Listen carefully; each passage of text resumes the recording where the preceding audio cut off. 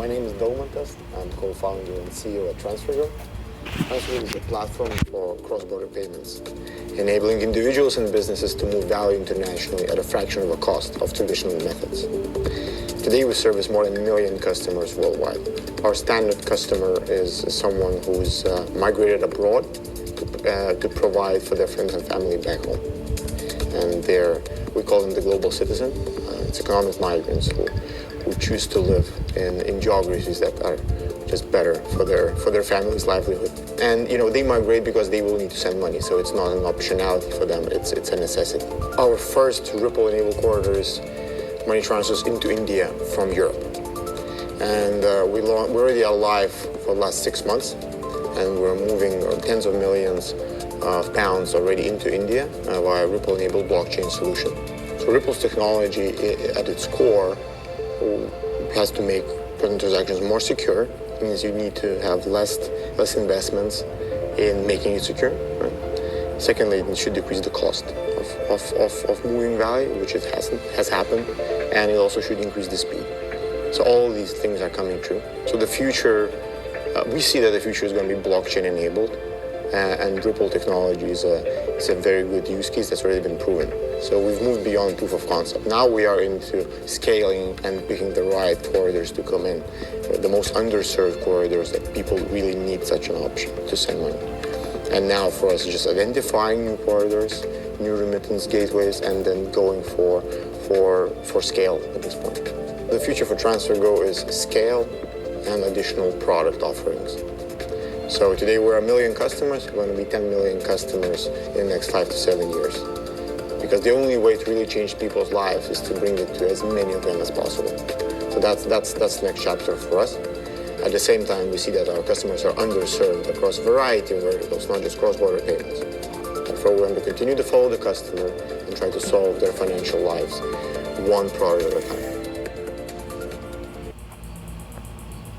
I'll dive in here. Well, first of all, the good news is I very much agree with that. And I have publicly said I think the vast majority of tokens will go away over a period of time because I can't figure out the utility. There's some that were created a little bit as a satirical, sarcastic. Dogecoin is a clear example of it was never designed with utility. The founders have left the project. It moves based upon the tweets of Elon Musk. And that would be to me the definition of, okay, what is the utility? This is purely speculative. I don't think that's healthy for the crypto market. But then I also think there are tokens where you see lots of interesting entrepreneurs, lots of people taking advantage of, as Chris described, these are revolutionary technologies that can be used to solve real problems. They are happening in different parts of the ecosystem. And I certainly think what Ripple is doing with XRP, with what other companies are doing with XRP, a open source, decentralized digital asset, there's lots of utility, there's lots of use case. And I think you'll continue to see that grow.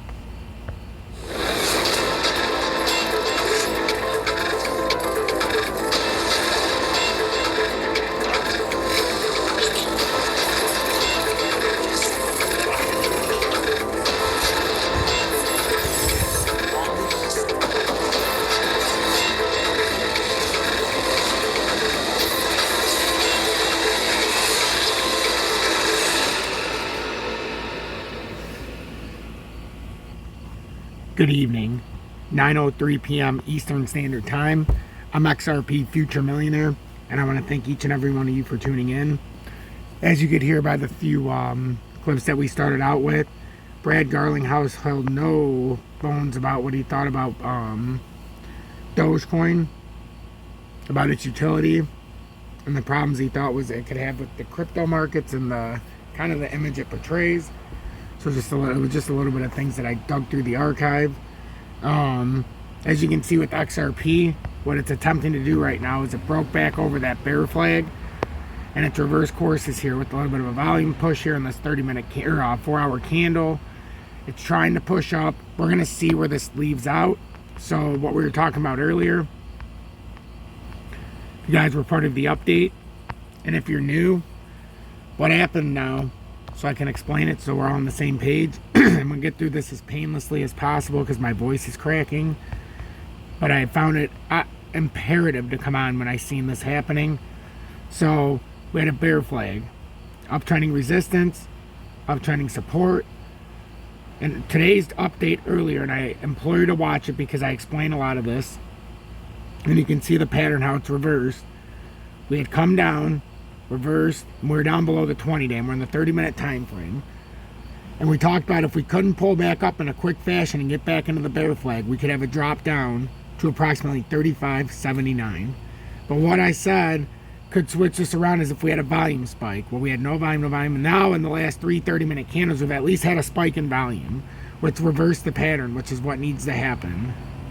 So now, what we're going to try to do is get past this uptrending resistance right here, and we're almost to it at about 38.80. If we can break that, we should have a clear and decisive path to 4005.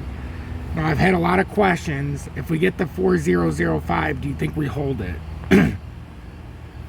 I cannot answer that until I see how this volume finishes playing out, and then to see if we can hold this. We need to hold this area, kind of create like a bull flag like I did there for everybody, and then reverse up to 45.27. If we get rejected at this uptrending resistance where we're at, and it shows a fake out, well, that's going to be an issue, and we could end up making like a cup and handle and end up trading within this bear flag, which now we've come out of in the short term. We broke up. So now we look at it from a breakout to the upside. And what we need to know, the immediate numbers. So we're going to pull this out. The immediate numbers we have to pay attention to is 3909. If we break 3909, we're going to break this, what I call this extended bear flag, as it's been this, well, this isn't it. It's come down just a little bit, sorry. Actually, we're right up to it about.